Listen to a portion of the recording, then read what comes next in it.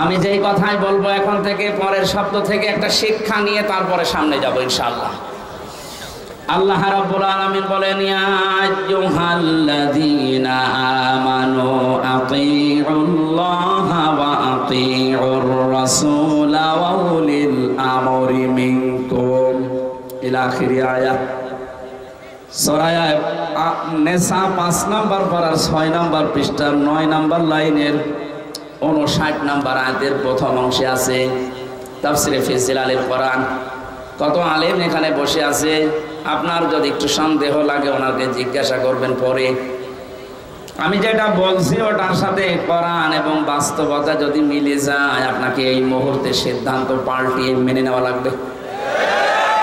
আপনি নিজেও কোরআন পড়েন না, হামজা বলছে আপনি মানবেনও না, আপনি কি হয়েছেন কি? আপনি কি লাথি খাবে? হ্যাঁ, আদালতে প্রবেশ করার সময় যে পুলিশের সামনে ওনারে লাথি দিয়েছিল, পুলিশকে বললাম ভাই আপনি দেখলেন না কুষ্টিয়ার লোকের লাথি দিল আর আপনি দেখলেন, বলছে করবো কি? যে লোকটা লাথি দিয়ে বেরিয়ে গেল ওরে ধরতে পারলেন না, ধরবো কি করে? ওরে তো আমি ব্যবস্থা করে দিয়েছি, মার।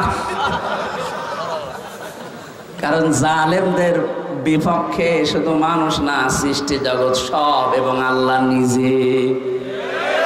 অনেকে মনে করে যে জালেমরা এত কিছু করে, কিছুই তো হয় না। আলা তাহসাবান্নাল্লাহা গাফিলান আম্মা ইয়ামালুজ জালিমুন। সূরা ইব্রাহিমের 42 নম্বর আয়াতের প্রথম অংশে আছে আল্লাহ পাক বলেন, হে পৃথিবীর মানুষেরা, কি ধারণা করো যে জালেমদের সম্পর্কে আমি কোনো খোঁজ রাখি না, আমি গাফেল না, ওদেরকে আমি ছাড় দিয়েছি। এ পৃথিবীর সবচেয়ে বেশি তীক্ষ্ণ নজর আমি রাখি জালেমদের উপরে, ওকে ঢিল দেই কেন? ইন্নামা নুওয়াল্লিহিম লিয়াজদাদু ইসমা, যেন ওদের পাপটা পরিপূর্ণ হয়ে যায়। ওয়ালাহুম আযাবুম মুহিন, পাপ পরিপূর্ণ হয়ে গেলে আমি ওকে নিকৃষ্টতম যন্ত্রণাদায়ক অপমানকর শাস্তি দিতে পারবো। এর বাস্তব প্রমাণ আপনি দেখেন, কালামানিক বিসি পর্যন্ত উড়ে গেছে, বিসি উড়ে যায়নি, তার কত অপমান হবে বলেন? একজন বিচারপতি ছিল, তার যদি বিসি উড়ে যায়,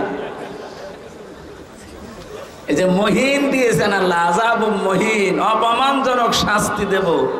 আমার মনে মনে খুশি আমি এই কারণে যে এই বাংলাদেশে যদি আল্লাহ আর কিচ্ছু না দেখায়, এই লোকটাকে আল্লাহ যা দেখাইলো আমি শান্তি পেয়ে গেছি। হ্যাঁ সত্যি বলছে, আমি শান্তি পেয়ে গেছি। কারণ এই লোকটা কোরআনে পাখি আল্লামা দেলাওয়ার হোসেন সাইদি রহমতুল্লাহ আলাইহে তার বিরুদ্ধে একা একা সিদ্ধান্ত নিয়েছি। অন্যগুলো কিন্তু বলতো না, আমরা তো অপরাধ পাই না, কিভাবে? বলে না, দেওয়া লাগবে। আল্লাহ মনে হয় এই কারণে ওরা কলার পাতায় শুয়েছে। মানুষ তো মরে গেলে কলা পাতায় জীবিত অবস্থায় শুয়েছে। এই জানে জালেমদের সম্পর্কে কিন্তু খুব তীক্ষ্ণ নজর আল্লাহর। ও কোনো মানুষ যেন জালেম হয়ে যাবেন না, যা বলছি এবার মিলান। আল্লাহ ডাক দিলেন, ইমানদার যদি দাবি করো, এখানে অন্তত যারা আমরা আছি ৯৬% যেহেতু মুসলমান এই দেশে, আমরা অন্তত নামে হলো আমরা এখন ইমানদার, কামে না হলেও নামে যারা ইমানদার, আল্লাহর ডাকটা দেখেছেন, ইয়া আইয়ুহাল্লাযীনা আমানু, 89 জায়গায় আছে এই শব্দটা কোরআনে। আল্লাহ রাব্বুল আলামিন যখন এমনি দুনিয়ার মানুষকে ডাক দেন তখন বলেন, ইয়া আইয়ুহান নাস বা ইয়া আইয়ুহাল ইনসান, হে পৃথিবীর মানব মণ্ডলী। শুধুমাত্র যখন ইমানদারকে ডাক দেওয়ার ইচ্ছা করেন তখন তার হাত, কুদরতের হাত উঁচা করে মহব্বত নিয়ে বলেন, ইয়া আইয়ুহাল্লাযীনা আমানু,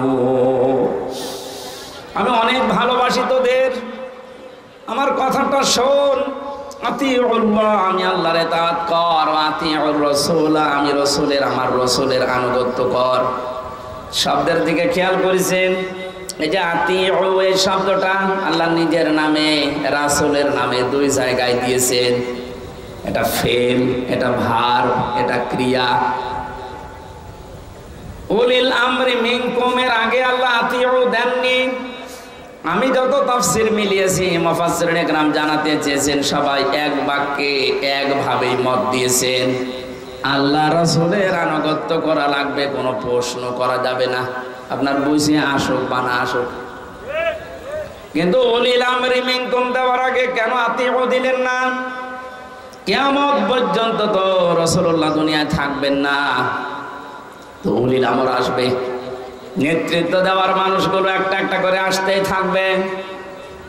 এটাকে যদি কেউ মেনে চলতে চায়, মাস্ট বে, তাকে দেখা লাগবে আগে বর্ণিত আল্লাহ রাসূলের গুণাগুণ এই লোকটার ভেতরে পাওয়া যায় কিনা। আল্লাহ রাসূলের অনুসরণ যদি ওই লোকটার ভেতরে পাওয়া যায়, আপনাকে মাস্ট বি মেনে নেওয়া লাগবে তাকে। আল্লাহ রাসূলকে মানা যেমন ফরজ, উলিল আমরকেও মেনে নেওয়া ওই সময় ওই রকম ফরজ। কিন্তু শর্তটা এই, দেখতে হবে লোকটা আল্লাহ রাসূলকে মেনে চলে কিনা। প্রাণ প্রিয় কুষ্টিয়াবাসী, একটু নিজের সাথে মিলাবেন এবার। সামনে যেটা আসতেছে এটা অনেকে দুনিয়ার বিষয় বলে রাজনীতি মনে করে এড়িয়ে যেতে চান না। এটা দুনিয়ার বিষয় না, এটা আখিরাতের সাথে সম্পর্কিত। আমি কোরআনের চোখ, হাদিসের চোখ লাগিয়ে দেখতে পাচ্ছি, এটার দ্বারা হাজারো মানুষ জাহান্নামী হয়ে যাচ্ছে। আজকে সেলাইদাতে আমি দ্বিতীয় পয়েন্টটা বলেছিলাম, কিয়ামতে আল্লাহ বিচার ব্যবস্থা যখন আরম্ভ করবেন, প্রথম ধাপ, দ্বিতীয় ধাপ। প্রথম ধাপে একা একা ডাকবেন, দ্বিতীয় ধাপে যখন ডাকবেন আল্লাহ, তখন আর একা ডাকবেন না। ইয়াউমা নাদউ কুল্লা উনাসিম বিইমামিহিম। সূরা বানী ইসরাঈলের ৭২ নম্বর আয়াতের প্রথম অংশে আছে, আল্লাহ বলেন কিয়ামতের ময়দানে প্রতিটি মানুষকে আমি তার ইমামের সাথে, তার নেতার সাথে। কার সাথে বলেন? বলেন। আগে নেতা, এরপরে কর্মী। কুষ্টিয়াবাসী, বিবেক যদি আপনার এখনো জাগ্রত থাকে, যদি কুকুরে পেশাব করে না দেয়, ভালোভাবে চিন্তা করেন, আগে নেতা, এরপরে আপনি। আপনি বলেন তো আপনার মন থেকে, আপনি যার আদর্শ মেনে চলেন, যাকে আপনি রায় দেবেন, ভোট দেবেন, এটা কিন্তু একটা ইবাদত। অনেকে মনে করে ভোট এ শব্দ কোথায় আছে, এদিকে আসে। তাফসিরে মারিফুল কোরআনে আল্লামা শফি রহমাতুল্লাহ আলাইহি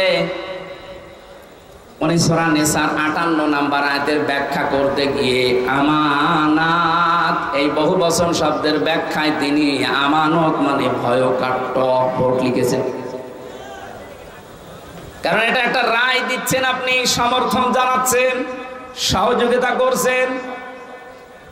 মাইয়াশফা শাফাআতান হাসানাতাই ইয়াকুল্লাহু নাসীবুম মিনহা ওয়া মাইয়াশফা শাফাআতান সাজ্জিয়াতাই ইয়াকুল্লাহু কিফলুম মিনহা ওয়া কানাল্লাহু আলা কুল্লি শাইইন মুকিতা। বলেন আল্লাহু আকবার। সূরা নিসা ৫ নম্বর পারার ১০ নম্বর পৃষ্ঠার ১১ নম্বর লাইনের ৮৫ নম্বর আয়াত, এটা ইবনে কাসিরে আছে। আল্লাহ পাক বলেন, যদি কেউ এই পৃথিবীতে ভালো কাজের সহযোগিতা করে, সাহায্য করে, রায় দেয়, সাপোর্ট করে, ভোট দেয়, ওই লোকটা ক্ষমতা পেয়ে যত ভালো কাজ করবে, আপনি শুধু একটা রায় দেওয়ার কারণে ওই সওয়াব পেতেই থাকবেন। কোন মানুষ যদি অন্যায় কাজে সাপোর্ট করে, অন্যায় কাজ করার দ্বারা যে গুনাহ হবে, আপনি শুধু একটা রায় দিয়েছিলেন, এই কারণে একই গুনার ভাগ হবে।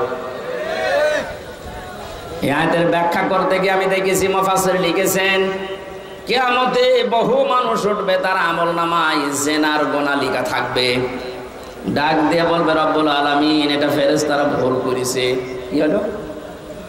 আমি তো জীবনে জিনা করিনি, আমার জায়েজ স্ত্রী ছিল, সারা জীবন আমি বৈধভাবে সংসার করলাম, আর তোমার ফেরেশতারা লিখেছে আমি নাকি জিনা করেছি। একটা কথা হলো, আল্লাহ পাক বলেন, বান্দা আমি জানি তুমি জিনা করনি। এমন লোককে রায় দিয়েছিলে যে লোকটা রায় পেয়ে সংসদে এই বিল পাস করেছিল। এরকম মানুষ দেশে নেই?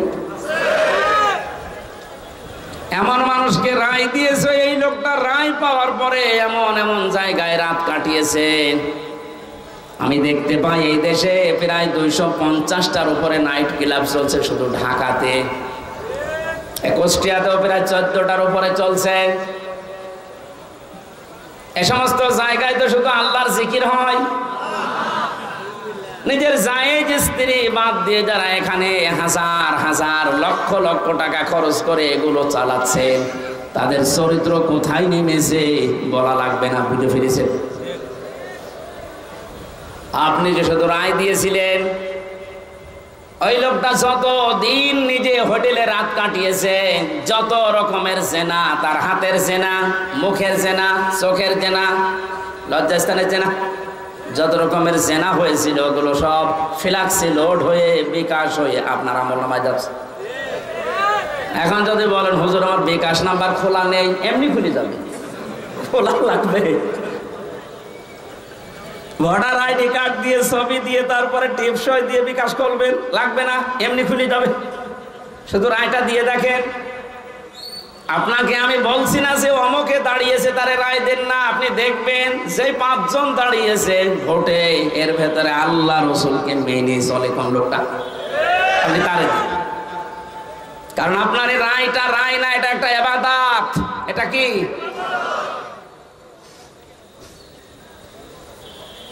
কত সুন্দর ভাবে আল্লাহ আতিউ শব্দটা নিজের নামে রাখলেন, রাসূলের নামে রাখলেন, কিন্তু উলিল আমরের আগে রাখেন নাই। এই কারণেই রাখেন নাই, কারণ আল্লাহ জানে বহু মানুষ আবেগে আন্দাজে অনুসরণ আরম্ভ করে দিবে। কোরআনে কারীম জানাচ্ছে ইত্তাবিউ মা উনজিলা ইলাইকুম মির রাব্বিকুম ওয়া লা তাত্তাবিউ মিন দুনিহি আউলিয়া কলিলাম মা তাযাক্কারুন। সূরা আরাফের 3 নম্বর আয়াত, 8 নম্বর পারার 10 নম্বর পৃষ্ঠার 3 নম্বর লাইনে এটা আছে। আল্লাহ পাক বলেন সবাই মিলে অনুসরণ করো, অনুকরণ করো যেটা তোমাদের প্রতি তোমাদের রব নাজিল করেছে। কুষ্টিয়াবাসী আমরা এক বাক্যে স্বীকার করি আমাদের রব আমাদেরকে দিয়েছেন কোরআন। কথা বলে না কেন? কোন সন্দেহ আছে এর ভেতরে? তাহলে অনুসরণ করা লাগবে একা একা না, সবাই মিলে। ইত্তাবিউ বহু বছর, এই জন্যই তো আহ্বান জানাচ্ছি। নয়তো আমি একা একা মেনে যদি জান্নাতে যেতে পারতাম আপনাদের জীবনও ডাকতাম না। এই যে কোরআন শরীফ আমি হাতে নিয়ে বলছি, সত্যি যদি আল্লাহ এখানে 1 বছর দিত যে অনুসরণ কর তোরা জান্নাত দিয়ে দেব, আপনাদেরকে আমি জীবনও বলতাম না। কারণ আমার বাবার যা আছে, আমার যা আছে, আমি কিচ্ছু না করলে অন্তত মরণ পর্যন্ত আমার কেটে যাবে। আমি একা তো জান্নাতে যেতে পারছি না, আপনাকে আমার বাঁচানো লাগবে। قل هذه سبيلي أدعو إلى الله على بصيرة أنا ومن اتبعني إلى آخر آية। সূরা ইউসুফের 108 নম্বর আয়াতে আছে আল্লাহ পাক বলেন নবী আপনি বলেন এইটাই আমার পথ, এইটাই আমার। আমি মানুষকে আল্লাহর দিকে ডাকি, আন্দাজে ডাকি না, আমি বুঝে শুনে ডাকি, আলা বাসীরাতিন দেখে দেখে ডাকি, কারণ এইটাই আমার কাজ। এবার একটা তথ্য বলছি হাদিস থেকে, বিশ্ব নবী জানিয়েছেন মানে মান অমান দাআ ইলাইহি হাদা। এখানে আরবি গ্রামার যারা বসে ওদেরকে জিজ্ঞাসা করেন, দাআ এক আলিফ টান আছে, অমান দাআ ইলাইহি হাদা। কেউ যদি কোরআন দিয়ে মানুষকে ডাকে, আল্লাহ নিজে তাকে হেদায়েতের উপরে রাখে। আমি এমনিতে ঝুঁকিপূর্ণ পথ বেছে নেইনি। 3টা বছর জেলখানায় থাকার পরে তো সিদ্ধান্ত নিতে পারতাম না যে যা করছে করুক, লা ইলাহা ইল্লাল্লাহ, পারতাম না। আমার বাবার যা আছে সত্যি কথা বলছে, আমি একা, আমার কিন্তু চলে যেত। কিন্তু এই রক্ত পিচ্ছিল পথে আমি বেছে নিয়েছি। আল্লাহ পাকের ঘোষণা যে আমি যদি হেদায়েতের উপরে থাকতে চাই, কোনো গাছতলায় বসে, আস্তানায় বসে, খানকায় বসে হেদায়েতের উপরে থাকা যাবে না। হেদায়েতের উপরে থাকতে হলে দাঁড়া আল্লাহর দিকে কোরআন দিয়ে মানুষকে ডাকা লাগবে। আমি যদি ডাকতে পারি আল্লাহ নিজে দায়িত্ব নিয়ে আপনাকে রাখবে হেদায়েতের উপরে। আর যাদেরকে আমি ডাক দেব তাদের অবস্থা কি? ফাকাদ হুদিয়া ইলা সিরাতিল মুস্তাকিম। এই যে আলেম যারা আছে, ফা দিলেন কেন এখানে? কদ দিলেও তো অর্থ হয়ে যেত, আবার কদ বাদ দিয়ে দিলেও অর্থ হয়ে যেত। ফা শব্দটা প্রায় 19টা অর্থে ব্যবহার হয় বালাগাত মান থেকে। এটা তার ক্লাস চলছে না মাদ্রাসার, যে আমি একেবারে ভেঙে ভেঙে বলবো। এতটুকু বলতে পারছি, আল্লাহ এত বড় কঠিন শব্দ নবীজিকে দিয়ে বলিয়েছেন, ফাকাদ হুদিয়া ইলা সিরাতিল মুস্তাকিম। কোরআনের ডাকে যদি সত্যিই কেউ বুঝে শুনে সাড়া দিয়ে দেয়, আল্লাহ নিজে তাকে সিরাতিল মুস্তাকিম নসিব করে দেয়। আমি আজকে ডাক দেব, আমি থাকতে চাই হেদায়েতের উপরে, আর আমি আন্দাজে ডাকি না, আমি বুঝে শুনে ডাকি। আর আপনারা সাড়া দেবেন, আপনাদেরকে আল্লাহ জান্নাতের পথ দেখিয়ে দেবে। জান্নাতের পথ দেখানোর দায়িত্ব হামজার কার? বলেন বলেন। আল্লাহ যদি এতটুকু শেষ করে দিতেন, আলা বাসিরাতিন, না আনা ওয়া মান ইত্তাবাআনি, এটা আমার কাজ, এবং আমাকে যারা অনুসরণ করে, আমার উম্মত বলে যারা দাবি করে, কিয়ামত পর্যন্ত তাদেরও আমি আল্লাহর দিকে মানুষকে ডাকা লাগবে। এই জন্য শব্দটার দিকে খেয়াল করে আমি ডাকতেছি, ইত্তাবিউ, আমরা সবাই অনুসরণ করতে চাই। কোনো বাবার অনুসরণ না, কোনো পীর সাহেবের অনুসরণ না, কোনো দাদার অনুসরণ না। আমি অনুসরণ করব সবাই মিলে কোরআনের। আরো জোরে। আল্লাহ এতটুকু শেষ করলেন না, আরেকটু বাড়িয়েছেন, ওয়ালা তাত্তাবিউ, এই অনুসরণ করা যাবে না, মিন দুনিহি আউলিয়া, ওলির বহু বচন আউলিয়া। এ দুনিয়ায় কোনো ওলি আল্লাহর অনুসরণ করার দরকার নেই। এই শব্দটা শোনার পরে মনে হচ্ছে আল্লাহ তার ওলিদের বিরুদ্ধে। না মানে বাংলা অর্থ করেন তো, করেন, ওয়ালা তাত্তাবিউ মিন দুনিহি আউলিয়া, কোনো ওলির অনুসরণ দরকার নেই। আল্লাহ একজন ওলিকেও বাদ দেয়নি, সব শেষ। বাংলা অর্থ করলে মনে হচ্ছে আল্লাহ তার ওলিদের বিরুদ্ধে। না, ব্যাখ্যায় গিয়ে দেখলাম আল্লাহ এই জন্য নিষেধ করেছেন, কারণ আল্লাহ ভালোভাবে জানেন পৃথিবীতে বহু মানুষ এমন আসবে, ওরা আল্লাহর চাইতে ওদের আব্বাকে বড় মনে করবে, যেটা শুরু হয়েছিল এই 15 বছরে। একজন আব্বার জিকির আমরা যত করেছি, আমার তো যতটুকু জ্ঞান বুদ্ধি, আমার মনে হয় যদি আমরা আল্লাহর জিকির ওই মনে মানে করতাম, আমরা আল্লাহর ওলি হয়ে যেতাম। আল্লাহ তাহলে ওলিদের বিরুদ্ধে না, আল্লাহ বলতে চেয়েছিলেন এইটা, যে অনেকে আবেগে আল্লাহরে বাদ দিয়ে আব্বাকে উপরে তুলে ফেলবে।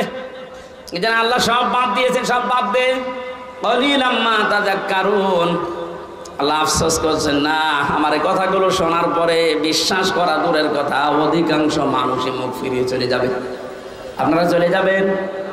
যাবেন? আল্লাহরে আফসোস থাকতে দেবেন? দল মত নির্বিশেষে আজকে থেকে আমার এই সিদ্ধান্ত নিয়ে যাওয়া লাগবে। আমি যেহেতু রায় দেব সামনে, এটা একটা ইবাদত, নামাজের মতো একটা ইবাদত। নামাজ পড়লে সওয়াবের উদ্দেশ্যে, রায় দেব আমি সওয়াবের উদ্দেশ্যে। আমার আমল নামায় যেন হজের সওয়াব লেখা হয়, হজ না করেও। আব্দুল গফুর সাহেব যদি দায়িত্ব পায়, ওখানে যে যদি হজের পক্ষে কথা বলে, যেমন এখন ডক্টর আফম খালিদ সাহেব বলছে না, 7.5 লাখ 8 লাখ 9 লাখ টাকা লাগতো হজ করতে। উনি দায়িত্ব নিয়েই বলছে সিন্ডিকেট ভেঙে দেওয়া লাগবে। কোন কারণে এত টাকা লাগবে একটা ফরজ হজ করতে? 3.5 লাখ থেকে 4 লাখ টাকা হলে খুব ভালোভাবে হজ করা যায়। আমার পাশের রাষ্ট্র থেকে যাচ্ছে, আর আমরা এখান থেকে 8.5 লাখ 9 লাখ টাকা লাগবে কেন? এ সিন্ডিকেট ভাঙা লাগবে। তো এইরকম খালিদের মতো মানুষ যদি এদেশে 151 জন তৈরি হয়ে যায়, আর এই রায়টা যদি পাশ হয়ে যায়, কিয়ামত পর্যন্ত যত মানুষ দেশে আসবে, আমল নামায় দেখবেন এমনিতেই হজের সওয়াব লেখা হয়ে গেছে।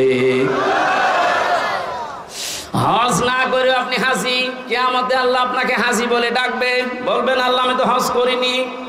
আল্লাহ জবাব দেবেন, বান্দা আমি জানি তুমি হজ করনি, এমন জায়গায় তুমি রায়টা দিয়েছিলে, তোমার রায় পেয়ে লোকটা চেয়ারে বসেছিল। শুধু চেয়ারে বসে নাই, ওখান থেকে আমার একটা ফরজ বিধান হজের পক্ষে কথা বলেছিল। আল্লাহ কিন্তু ফেরেশতা দিয়েও এটা পারে না, পারে না? কিন্তু আমাদেরকে আল্লাহ দায়িত্বই তো দিয়েছে খলিফা হিসাবে, ইন্নী জাইলুম ফিল আরদি খলিফা, আমি তোদেরকে দুনিয়ায় পাঠালাম খলিফা করে। এই শব্দটাকে যেমন এমন জায়গায় লাগিয়েছে এই দেশের মানুষ। আমরা অনেকে খলিফা মনে করি যারা ওই কাপড় চোপড় সেলাই করে, দর্জি, ওটা খলিফা। এমনকি বাংলাদেশের এমনও জেলা আছে যেখানে চুল কেটে দেয় যারা, তাদেরকে খলিফা বলে। এমনও জায়গায় এদেশে আছে যারা ওই যে ছোট ঠ্যাং কেটে দেয়, খতনা করে দেয় না, হাসাম না, ওরা বলে খলিফা। আপনি বুঝেছেন কোথায় নিয়ে গেছে শব্দটা? অথচ খলিফা শব্দটা আল্লাহ নির্বাচিত করে পাঠিয়েছেন। ইন্নী, অবশ্যই আমি, জাইলুম ফিল আরদি খলিফা, আমি জমিনে খলিফা পাঠাবো। কোন জায়গায়? এই জবাব দেবেন, কোন জায়গায়? আল্লাহকে এখানে বলেছেন ইন্নী জাইলুম ফিল খানকা খলিফা। এখন তো খানকায় গেলেই মানুষ খলিফা হয়ে যাচ্ছে। কিসের খলিফা আপনি? খানকায় গেলে খলিফা হবে, কথা কোরআনে হাদিসে কোন জায়গায় আছে দেখান? আল্লাহ বলেন জমিনে খলিফা পাঠিয়েছি। ইন্নী জাইলুম ফিল মাসাজিদি খলিফা, মসজিদে খলিফা পাঠাবো। তাহলে কিছু জিকির আজকার করলে আপনি মাপ পেয়ে যেতেন।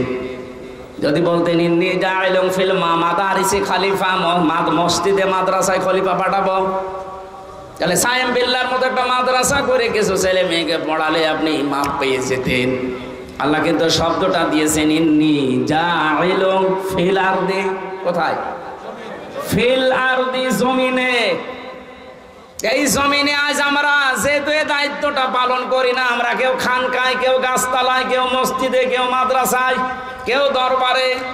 জমিনটা জালেমরা ফাঁকা পেয়েছিল, 180 মাইল বেগে চালাচ্ছিল। আমার কথার অর্থ যদি না বোঝার ভান করে থাকেন, এদিকে আসেন, আসেন, ঝড়ে কোথায় দিয়ে বলতেছে। জমিনটা ফাঁকা পেয়েছিল না, যা মনে লেগেছে তাই করেছে।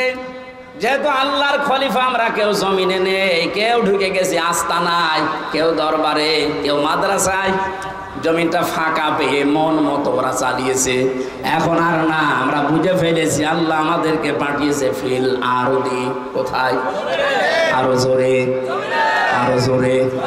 সুতরাং জমিনে থাকতে রাজি আছি আমরা।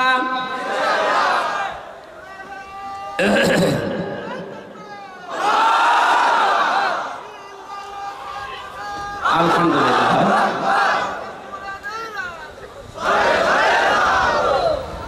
এতক্ষণ পর্যন্ত যা বলছি তার সামারাইজ এইটা। এমন মানুষকে আমরা রায় দেব, ভোট দেব, তার পেছনে থাকবো যেই মানুষটা আল্লাহ রসুলকে মেনে চলে। সে জামাত ইসলাম হওয়া লাগবে, চরমনায় হওয়া লাগবে, শর্ত না। দেখবেন এই লোকটা আল্লাহ রসুলকে মেনে চলে কিনা।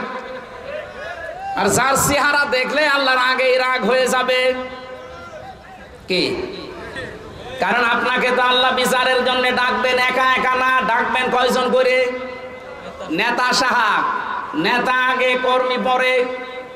এমন নেতার পেছনে থাকেন যারা দেখলে মানুষ লাথি দিচ্ছে, আল্লাহ লাথি দেবে। কথা বলে না কেন? আপনার বিবেকে কি বলে বলেন? এখন আমি অন্য জেলার কথা বাদ দিলাম, এই জেলায় যারা দায়িত্বে ছিল এদেরকে যদি আপনি সামনে রাখেন, পেছনে আপনি। ওর যে চেহারা, চরিত্রের কথা তো বাদই দিলাম, ওর যে চেহারা, সিরাত সরাত নবীজির কোনটা আছে ওর ভেতরে, সামনে দিয়ে আপনি পেছনে। কি মনে হচ্ছে আপনার কাছে? আল্লাহ ওর দিকে তাকালে আপনার পর্যন্ত যাবে।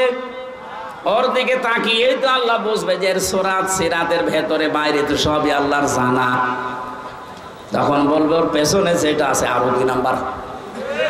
কথা বলে না কেন?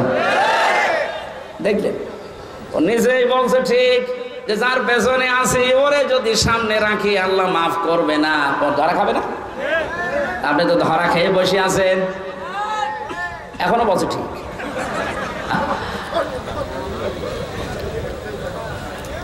আশা করছি আপনার বিবেক খুলবে। এরপরও যদি কেউ ফিরে না আসে, আমার মনে হয় ওর বিবেকের উপরে তালা লাগানো আর কুকুরে পোশাক করে জং ধরে গেছে।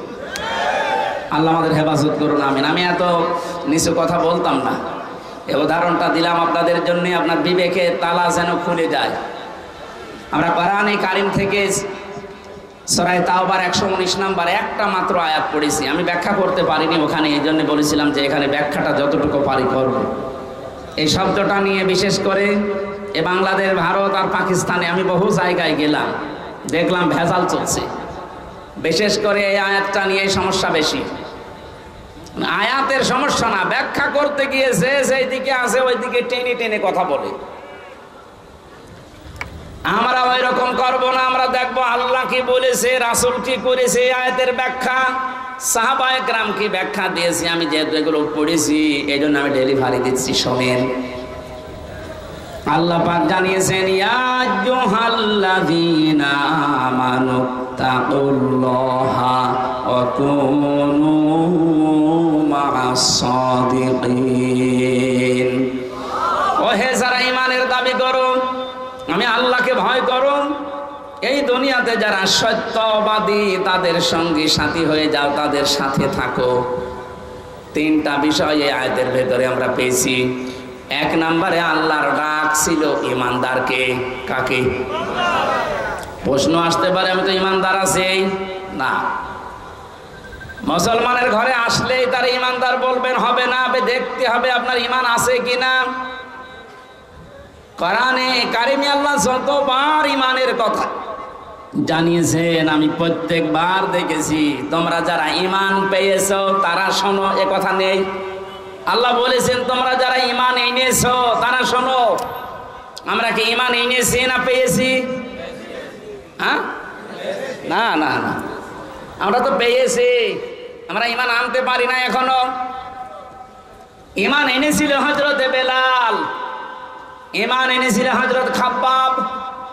তাকান তাদের জীবনের দিকে, ঈমান আনার কারণে কি গেছে তাদের উপর দিয়ে। হযরতে সুমাইয়া ঈমান এনেছিল তারা, আর আমরা ঈমান পেয়েছি। আমরা ঈমান কি করেছি? এই জন্য আমাদের ঈমান আনতে হবে।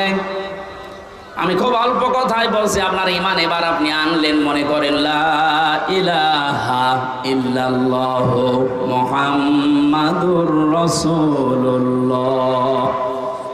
ঈমান এনেছেন। ঈমান আনার পরে ঈমান আছে কিনা নাকি চলে গেল? প্রশ্ন আসতে পারে, ঈমান চলে যায় কি করে? হাদিস নবীজিকে প্রশ্ন করছে এক সাহাবী, হে নবী আমার ঈমান আছে, এটা আমি টের পাবো কি করে? বিশ্বনবী বলেন, ইদা সাররাতকা হাসানাতুকা ওয়া সাআতকা সাজ্জিয়াতুকা ফাআনতা মুমিন। যখন তোমার ভালো কাজগুলো তোমাকে আনন্দ দেবে আর অন্যায় কাজ করলেই তোমার কষ্ট লাগবে, তখন বুঝবে যে তোমার ঈমান আছে।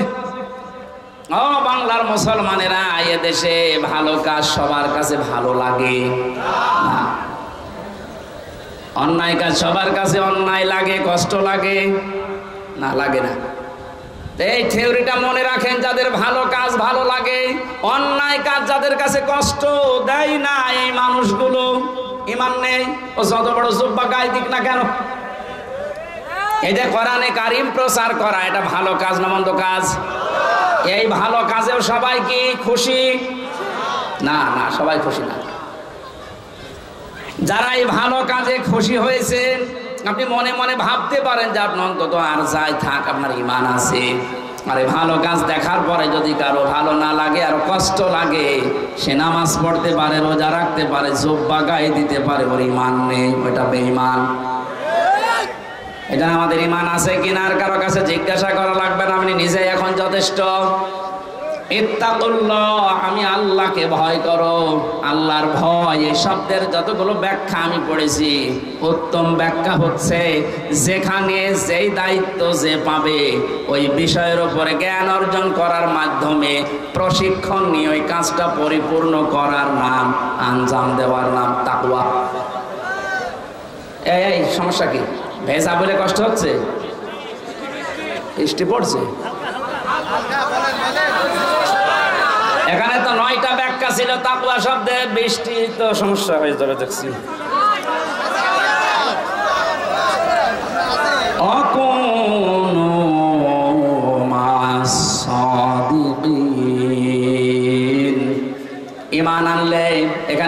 পয়েন্ট পেয়েছিলাম আমরা, কোন মানুষ যদি ঈমান আনার পরে তাকওয়া অবলম্বন করে, মহান আল্লাহ তাকে দুনিয়ায় 9টা আখিরাতে 27টা উপকার করবেন বলে কোরআনে ঘোষণা দিয়েছেন। বলেন সুবহানাল্লাহ।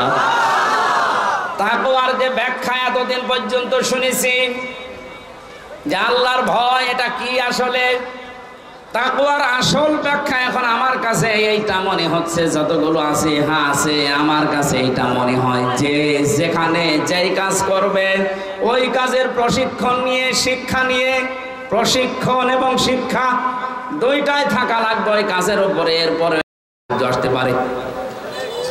সত্যবাদী যারা, তাদের সাথে যেহেতু থাকার জন্য আল্লাহ নির্দেশ দিচ্ছেন, সত্যবাদী মনে করে আমরা মনে করি এই যে বিশাল চোপ বাজার গায়ে আছে, পাগড়ি মাথায় আছে, হাতে তসবিহ আছে, মসজিদ মাদ্রাসা খানকা ছাড়া কিচ্ছু বোঝে না, এই সত্যবাদী না।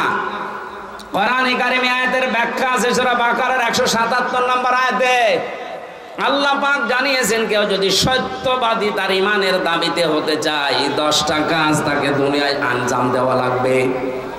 বাংলাদেশ সহ পৃথিবীতে যারা এই 10টা কাজ আঞ্জাম দিচ্ছেন, এই মানুষগুলো তাদের ইমানের দাবিতে সত্যবাদী। আপনি তাদের সাথে থাকবেন, এ নির্দেশ হামজার। কার? আরো জোরে বলেন। এই নির্দেশটা আপনাকে মানা লাগবে আজকে। শুধু পূর্ব পশ্চিম দিকে মুখ ঘোরালে সওয়াব হয় নাকি? বৃষ্টি শুরু হয়ে গেছে। না না, কষ্ট হবে ভাই, ভিজে যাবে। এই কোরআন শরীফ নিয়ে যান, কোরআন শরীফটা নিয়ে ভালো জায়গায় রাখে। সুবহানাল্লাহ, আলহামদুলিল্লাহ। আমার এই যে কয়েকদিন পরে, আজকে কয় তারিখ?